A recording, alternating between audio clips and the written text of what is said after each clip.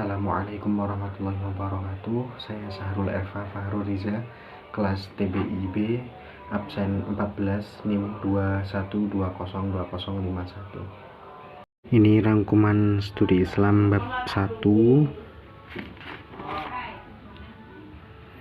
bab 2,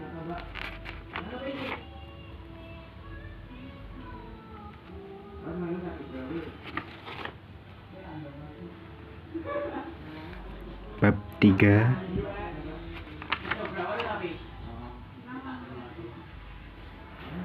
bab 4,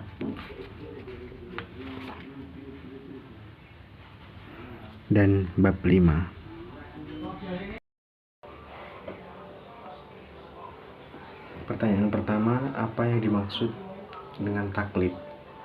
Taklid secara bahasa adalah mengikuti orang lain tanpa berpikir. Sedangkan secara syara adalah mengikuti pendapat orang lain tanpa mengetahui hujah yang kuat. Seperti seorang awam yang mengikuti pendapat seorang mujtahid atau seorang mujtahid yang mengikuti pendapat mujtahid yang lain. Contohnya seperti seorang ustadz yang mengajari santri-santrinya tentang sesuatu tapi tidak mengetahui tentang dalil-dalil sesuatu tersebut. Kemudian yang kedua, seorang ulama yang sedang ceramah tapi tidak mempunyai dalil-dalil yang kuat.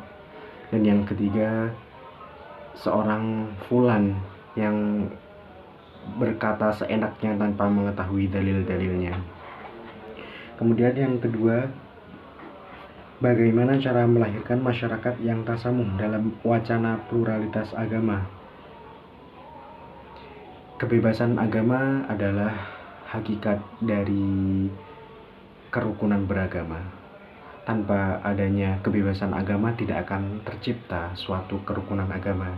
Jadi kebebasan agama adalah hak setiap orang untuk menyembah Tuhan yang ia percayai, dan kebebasan agama tidak bisa dicopot oleh siapapun. Untukmu agamamu dan untukku agamaku.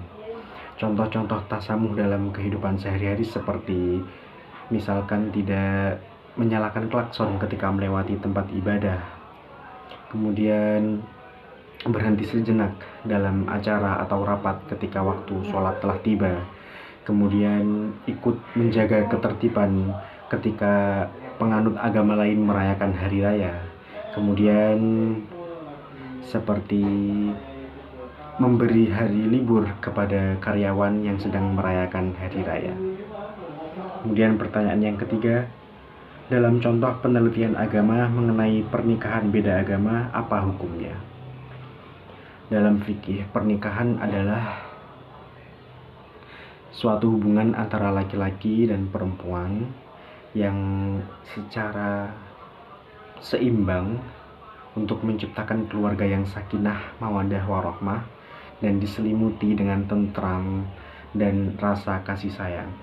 Tetapi jika salah satunya berbeda agama, pasti akan memunculkan masalah-masalah seperti cara praktek sholat atau cara praktek beribadah, kemudian pendidikan anak dan pembinaan mengenai karir anak.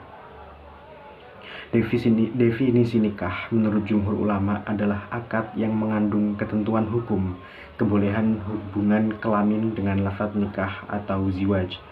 Pengertian menurut Undang-Undang Nomor 1 Tahun 1974 dalam ikatan lahir batin antara seorang pria dan wanita sebagai seorang suami istri dengan tujuan untuk membentuk keluarga yang bahagia kekal berdasarkan ketuhanan yang Maha Esa. Dalam catatan sipil, ada beberapa daerah yang melarang keras pernikahan berbeda agama, seperti di Depok. Pemerintah di Depok melarang keras pernikahan berbeda agama. Mereka tidak mau mencatat pernikahan berbeda agama. Tetapi ada beberapa tempat yang memperbolehkan pernikahan agama, seperti di Yogyakarta, Salatiga, Surabaya, dan Bali. Mereka akan mencatat pernikahan berbeda agama dengan catatan mereka adalah warga atau domisili daerah tersebut. Ada contoh seorang Kristen Katolik bernama Ika Putri. Dia menikah dengan seorang Muslim, dan caranya mereka harus mengikuti pengadilan dulu. Mereka datang ke pengadilan, mereka menunjukkan bukti-bukti kronologis, mengisi surat pengajuan, dan mendatangkan 2 saksi yang hadir dalam pernikahan. Kemudian menunggu sekitar seminggu, baru hasil pengadilan pun keluar.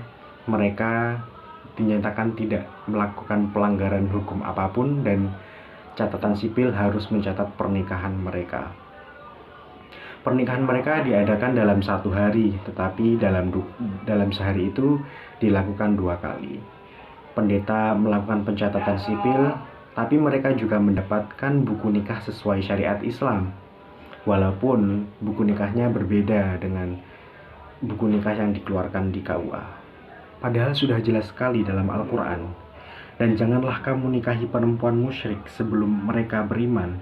Sungguh hamba sahaya yang beriman lebih baik daripada perempuan musyrik, walaupun menarik hatimu. Dan begitu juga sebaliknya mengenai laki-laki. Mereka mengajak ke neraka, sedangkan Allah mengajak ke surga dan ampunan dengan izinnya. Quran Surat Al-Baqarah ayat 221. Dan saya juga mengutip dalam ceramah Buya Yahya, jika ada di antara kalian di luar agamamu orang non-muslim atau muslimah yang ingin menikah denganmu, dan ketika mereka berkata, aku akan masuk Islam jika menikah denganmu, itu tidak boleh. Mengapa tidak boleh?